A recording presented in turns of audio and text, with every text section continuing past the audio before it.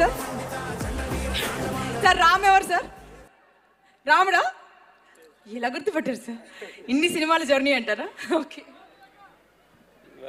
But లక్ష్మణుడు ఎక్కువ మాట్లాడతాడు, రాముడు తక్కువ మాట్లాడతాడు.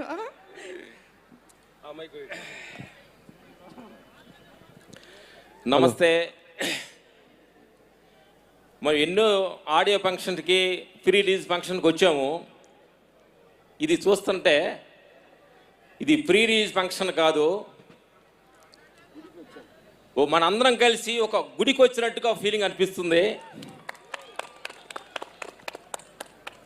ఇలాంటి అద్భుతమైన, ఎందుకంటే ఈ కాలంలో మనుషులు భక్తికి దూరం అవుతున్నారు, ఎన్నెన్నో అక్రమాలు జరుగుతున్నాయి. కాబట్టి అప్పుడప్పుడు ఇలాంటి సినిమాలు వచ్చి మనుషుల్ని భక్తి మార్గం నడిపించే అద్భుతమైన ఒక గొప్ప సినిమా తీసుకొస్తున్న బోయపాటి గారికి, అలాంటి అద్భుతమైన శివుడే బాబులోకి వచ్చి కనిపిస్తే ఎలా ఉంటుంది, అలాంటి సిచ్యువేషన్సే మాకు ఆ ఫైట్ చేసేటప్పుడు ఇందుముని బాయ్ బాబు ఎన్నో సినిమా మేము చేసాం. కానీ ఈ సినిమాలో మేము చేయడానికి ఏంటంటే బాబుగా కనిపించలేదు, బాబు వెనక ఇంకొక శక్తి వచ్చింది, ఆ శివశక్తి వచ్చింది అనే ఫీల్ తోటి ఈ సినిమాలో కంపోజ్ చేయడం జరిగిందనమాట. అద్భుతమైన ఒక్కొక్క ఫైట్ చూస్తే మేము చెప్పటం కాదు, మీకు టీజర్లో చూశారు.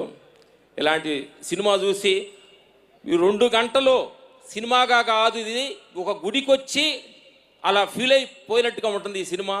అంత అద్భుతంగా ఈ తీర్చిదిద్దడం జరుగుతుంది. ఇలాంటి అద్భుతమైన సినిమాలో బోయపాటి గారు, ప్రొడ్యూసర్ గారు, హీరో గారు మాకు ఇలాంటి అవకాశం ఇచ్చినందుకు ధన్యవాదాలు చెబుతూ, బాబుని మా టెక్నీషియన్స్, మా రైట్ హ్యాండ్ లాగా ఉండే మా బదిరన్న, మా సెంట్ టీం అందరికీ, మై సన్, మాతోటి వర్క్ చేసిన మా రాహుల్, మా టీం అందరికీ మనస్ఫూర్తిగా థ్యాంక్స్ చెబుతూ, all technicians, Shankar master, Prakash గారు, ఆల్ కెమెరామెన్స్ అందరూ టీం కలిసి వర్క్ చేసాం.